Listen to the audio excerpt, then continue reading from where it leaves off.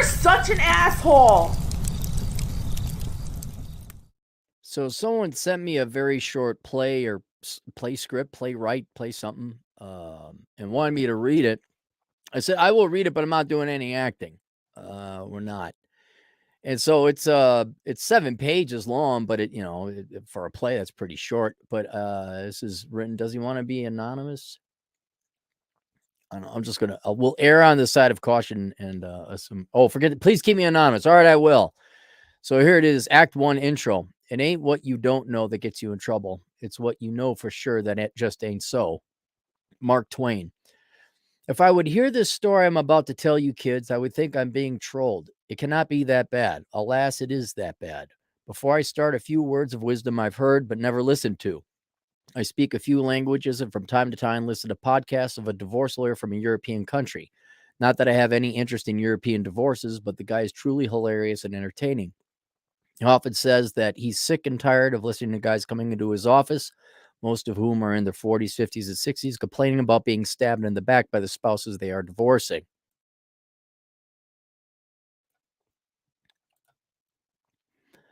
The basic repeating story is the guy would put all his effort and resources into his spouse or family just to be treated very poorly and gotten rid of once he lost his utility.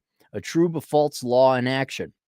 I always was of the opinion that his analysis must be a bit exaggerated. It cannot be that bad and happen that often. Another quite noteworthy thing he says, if you have a suspicion or a feeling you're being taken advantage of, you most definitely are. I should have listened to that one.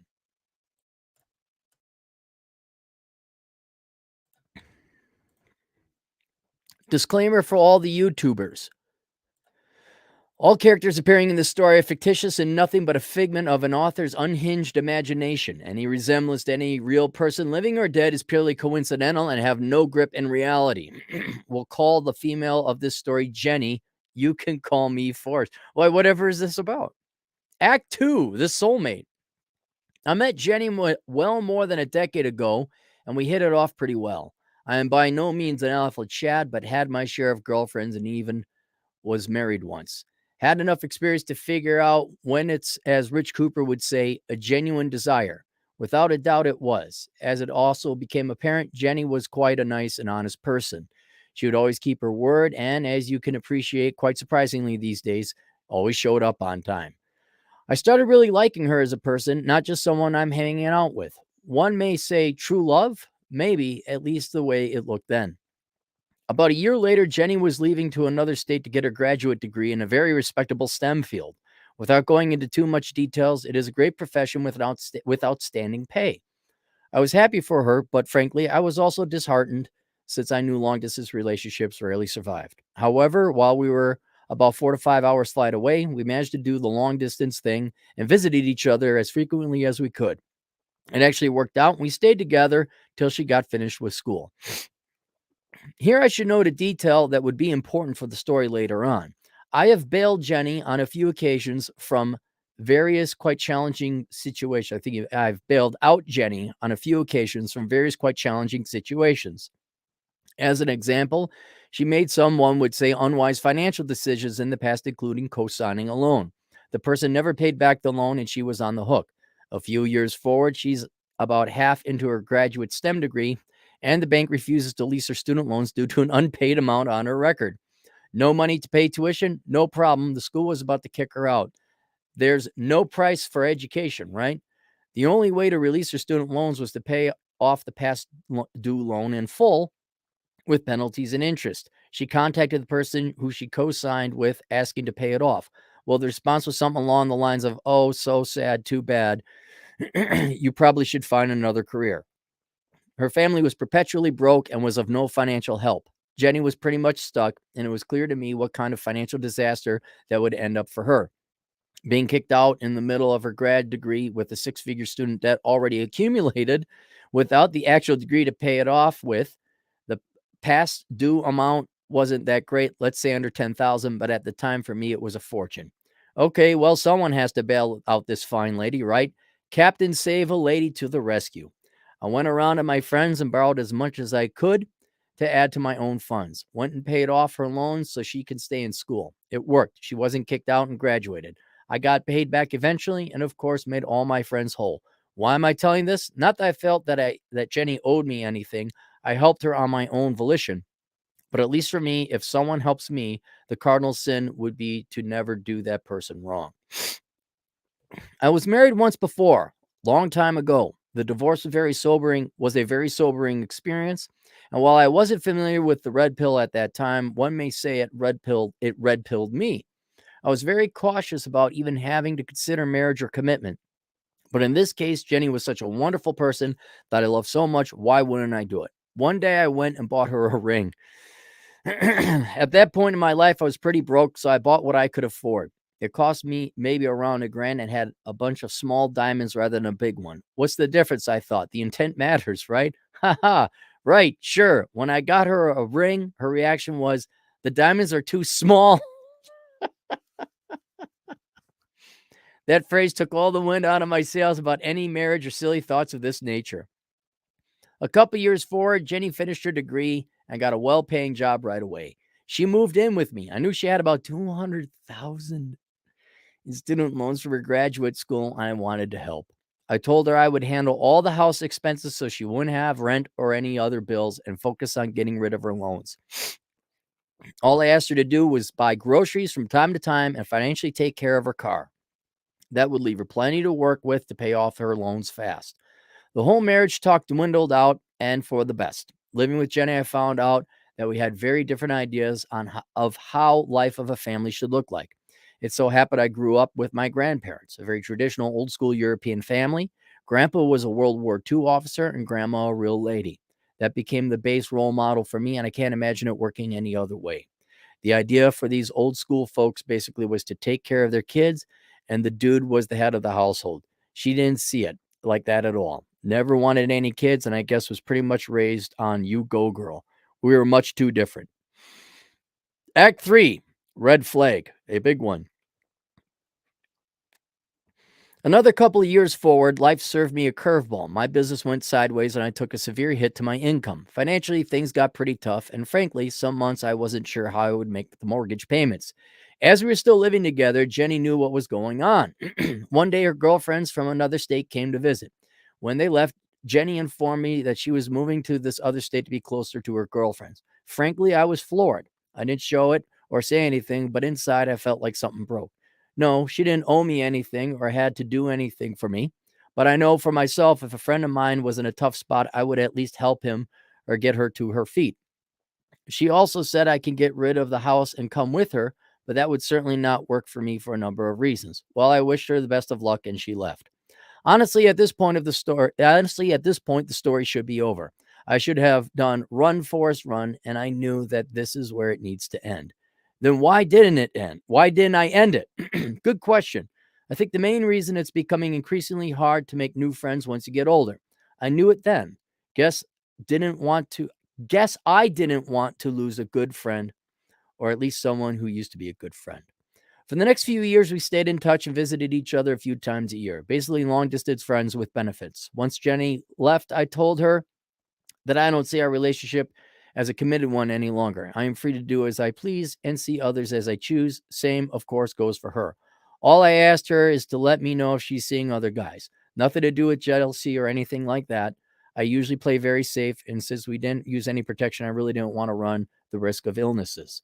She assured me that she doesn't see anyone but me, and if she ever will, she'll let me know right away. I believe she would do as she says, so I trusted her until events of this last year.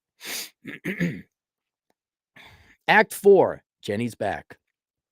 Wasn't Forrest Gump's girl's name Jenny? One day, about a year ago, Jenny called me.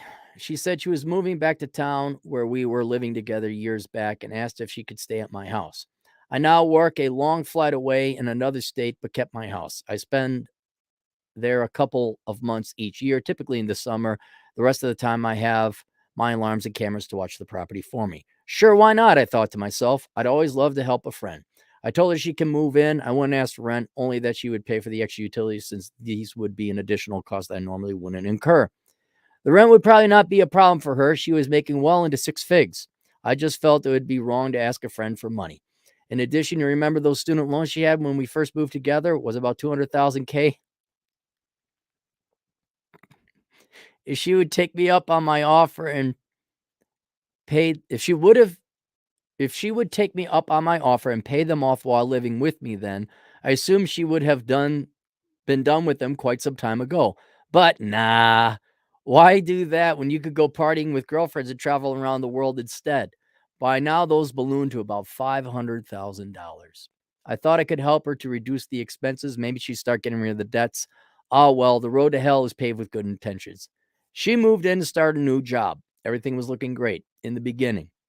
A couple of months later, not long before the holiday season, I started noticing a few weird things happening. One, if I would call her during the day, she would be home and not at work. And when asked, she would tell me she got the merciful Corona Chan and took a few days off. At first, that certainly wasn't strange, but when it happened like half a dozen times in a row, I started to get a sneaky suspicion something's not right. You can't get Corona Chan half a dozen times in a row, especially when you are vaccinated. Then, whenever I would call, Jenny's speech would be slurred, and oftentimes she would talk utter nonsense. I was wondering how her job still hadn't kicked her out, especially since she needs to be in the office to do it. While it wasn't in my plans, I decided to go home for the holidays to check up on Jenny and see how things were going. If I can help with anything. When I got there, everything became crystal clear right away. I found Jenny heavily inebriated, unable to put together coherent sentences. Alcohol bottles scattered everywhere, and the trash can chock full of empty wine bottles. The house was trashed. Her dog likely wasn't walked for days, and the poor soul had to go number 1 and 2 in the house. Once I was back, she would stop drinking. Same if her friends or relatives would come and visit. Once I left alone, however, went right back to it. Being of Eastern European descent, I've seen a couple of my uncles get in trouble with the bottle, but nothing like that. I've become gravely concerned about my friend. I wasn't mad at her for trashing the house. Things are replaceable. People are not. No, people are replaceable. My thoughts went to overdrive. How can I help her to get out of this predicament? I told her that I'll help her with whatever she needs. She was getting some help with her addiction, and I asked her if she needed money or anything, but for now it seems like she was handling it. Since Jenny would fall off the wagon mostly when left by herself, I offered her to come with me to the other state where I work. This is a year ago? You didn't have the internet to look up this stuff? To stay with me there as long as she needed to get well. I was hoping if she'd stay with someone rather than alone, it would be easier for her to get back on the wagon and stay there. I would obviously take care of her emotionally and financially until she gets back on track. She declined and wanted to stay at my house instead. The holidays were coming to an end and I had to leave. Since Jenny was getting some help with her addiction, I was hoping that she would start making progress to get better. Alas, things turned to worse. First, she was kicked out of her job. She turned up drunk to work. They ended up firing her and calling the cops. Then her attitude changed. She started blaming me for whatever happened to her. For example, her job calling the cops on her. I didn't even know about it until she called me screaming why I was such an asshole to do it. Whatever went wrong, like her internet at my house wouldn't work, she would call me screaming and blaming it on me. But with all that, I understood she had a problem and wasn't mad at her. I just wanted to help my friend to get better. I told her I'll always keep my phone on and she could call anytime if she needed anything, and she would. At about 2 a.m., quite often to tell me how much of an asshole I was or incoherently cry about something. Other things kept happening. Nothing like a call from a concerned neighbor in the middle of a very busy working day. They say there's an ambulance, cops, and firefighters in my house trying to break in since they are concerned about Jenny. This story is already too long and I can't list everything here, but trust me, it was a great deal of stress living every day for the whole year. Then one of her close relatives died and she needed to fly to the funeral. My house is about 100 years old and the door is original. The lock is a bit delicate. I'm not sure what happened, but she just banged the door until the lock broke, then left for her flight. The doors stay opened, not unlocked. Open as it was impossible to close it with the damaged lock. Luckily, one of the neighbors saw it and let me know that next day. Trust me, it's no fun to try to organize a locksmith remotely on a weekend to fix a 100-year-old door. Well, $400 and a couple days of aggravation, it was done. I was thinking your pipes were going to freeze. That's what I thought it was going to be. I'm just glad her dog didn't run away. When she was coming back from the funeral about a week later, she said a longtime friend, a guy, was coming to stay with her to keep her company. You're so stupid. to keep her company. Normally, I wouldn't let some dude stay in my house, but in this case, I actually thought it was a good idea. The things got so bad with her having someone sober around would be a blessing. Maybe give her some time and support to get a right pass, I hope. Besides, he was just a friend, right? I should have listened to Biz Markie's song, He's Just a Friend, laughing out loud. As soon as the dude showed up, her behavior changed even more. She often wouldn't pick up when I called and got pretty nasty to me on a few occasions. But wait, it gets worse. One day I called her before going to work pretty early in the morning, her time. We are in different time zones. Mine is ahead. She picked up clearly just waking up. I said, just calling to see if she's doing how she's doing and if she needs anything. Suddenly I heard the dude whisper in her ear. Wasn't clear what he said, but I think something about what to tell me. She tried to shush him and sounded like tried to move her head away from him. Well, let me ask you, a dude is close enough to the other ear so I can hear him whispering through the phone? Of course, it is possible that they were just laying together in the same bed to talk and share stories, laughing out loud. What would you have cared at this point by now? Do you kids think that months of stress being worried about out of your mind trying to help your friend losing quite a bit of money in the process of finding out that some random dude does God knows what to your house was bad enough? Nah, kids, the true hell, Sodom and Gomorrah have yet even started. I'm gonna make a prediction here if you might allow me to. Your house is in a state, municipality, wherever where there's squatter rights and they turn it into a meth lab and it had to be demolished.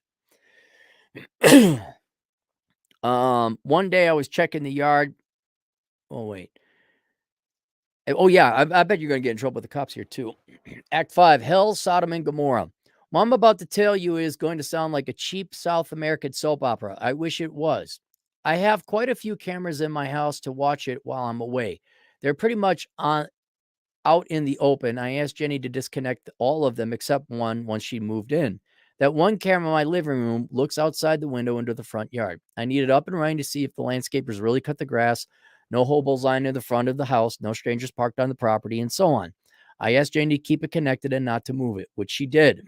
One day I was checking the yard. It would typically take me just a few seconds to make sure everything's in order.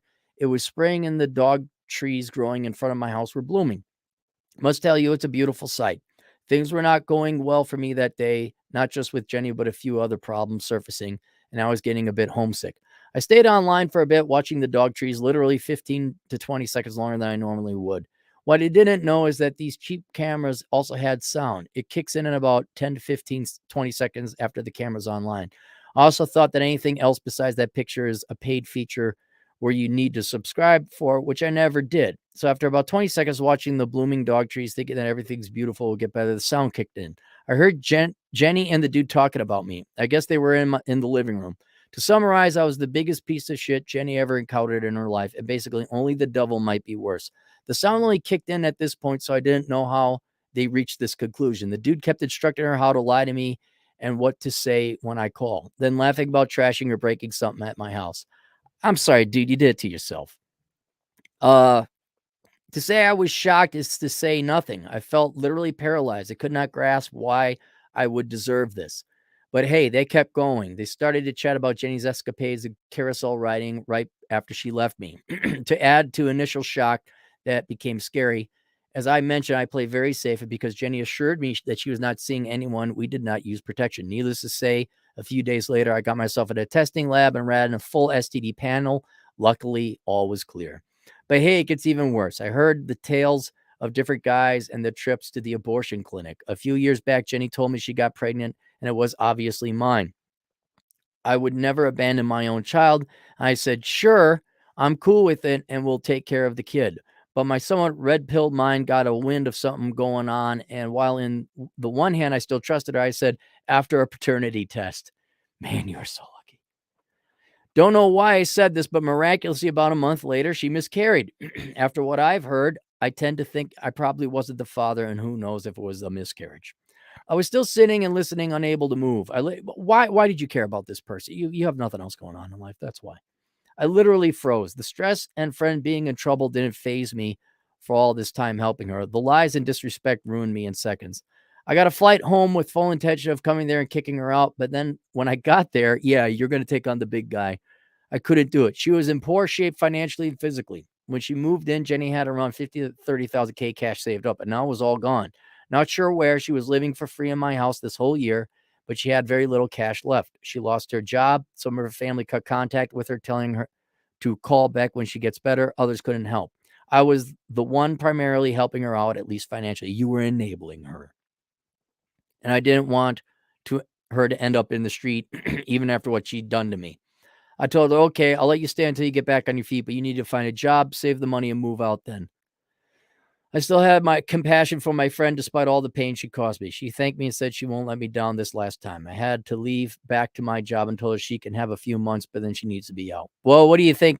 What do you kids think happened? I know what happened. Jenny turned off her phone and stopped answering my calls. From what I could hear from the neighbors and the sparse communications with her via email, things stayed the way they were. Looking for a job. Are you nuts, kids? Why? There's a sucker which lets you live free at his house. One day I managed to catch her via a messenger for a short talk. She just told me I'm not leaving and basically to fuck off. Here I had it. Oh, now you had it. I thought to get another flight and just come there and kick her out, but I decided to do it by the book. Well, she wasn't a tenant, wasn't paying me rent or utilities for that matter. I had to remove her through a process called unlawful detainer. For a lot less price, you can avoid all these problems. Oh, another $500 to an attorney to draft and mail removal letter. Even then, I was still trying to go easy on her. I could have filed with the court right away, but I didn't want to trash her credit. Man, that pussy must have been good, man. I asked the attorney to give her 2 weeks to get out, or the court filing will be done and will end up on her record. Good luck trying to rent with that in the future. Facing the inevitable, she moved out by the deadline. I gave her another 2 months to come back to pick up her possessions, which she did. When I came to my house, it was a sorry sight. She left quite a few things she didn't want, including a king-size mattress soaked with dog pee. Seems that poor bastard wasn't walked much and peed all around the house. This is an old house, what was an old house with beautiful hardwood floors, which do not hold liquid very well, and it all drains into the basement. I had to throw a bunch of stuff that was soaked with dog pee. You can't imagine how the house stunk after that. Jenny also left me a large amount of garbage, so I had to hire a cleanup truck to haul it all away. Well, another $500. One thing I don't understand, she took everything of value from the house, which frankly, most of which was hers anyway, but she also cleaned out my kitchen. I had some silverware and plates from Walmart. They had no value. Why did she take all those? No clue. I inherited a kitchen barren of any utensils or plates. Oh, wait, she left me a couple paper plates and about 2 to 3 dozen wine glasses, laughing out loud. Act 6, terminally red-pilled. Regular people learn from their mistakes. Smart people learn from the mistakes of others. Maybe you kids can learn something from this. Remember that European divorce attorney I mentioned in the beginning? I start to believe what he says. I tried to help Jenny with what I could, whenever I could, for close to 15 years. How was I treated for doing that? Also, if you have a suspicion or feeling you're being screwed, you most definitely are, is something that should not be ignored. Trust your gut feeling, boys. To be frank, when Jenny left years ago, I had a sneaky suspicion that something was off, but I guess I refused to believe it. I recall she would post pictures on social media with some guys, saw comments from her girlfriends, but in my mind, I refused to put the two together because I trusted her. For many years, I knew Jenny was a good, trustworthy person. She wouldn't lie or do this to me, right? Only trust what people do, not what they say. How can I summarize this past year? What I told you in this story is only a fraction of things that went down. Should I list all of them, this drama feature would be far longer and resemble a Greek tragedy. Monetarily, between the lawyers, handyman, flights, extra utilities, paying for a few things, I'm about 5 to 10K out. More like 10K. I am surprised it's that low. But by far more important than the money is the stress and disappointment in people, as well as losing someone I thought was a good friend. People I know tell me it looks like I aged a lot in about 1 year. For sure, by far more gray hair than I had before all this started. I hope this experience has terminally red pilled me. That's up to you, buddy. All I could say, see what happened to me, kids, and draw your own conclusions. Not suggesting you quitting your relationships or going monk or anything like that. Just remember, way too often a situation could take an ugly turn, even if the person who knows seems to be great right now. As Mark Twain said, it ain't what you don't know that gets you in trouble. It's what you know for sure that just ain't so. I thought I knew for sure who Jenny was. It just wasn't. No, you were getting pussy, dude. You're blinded by that.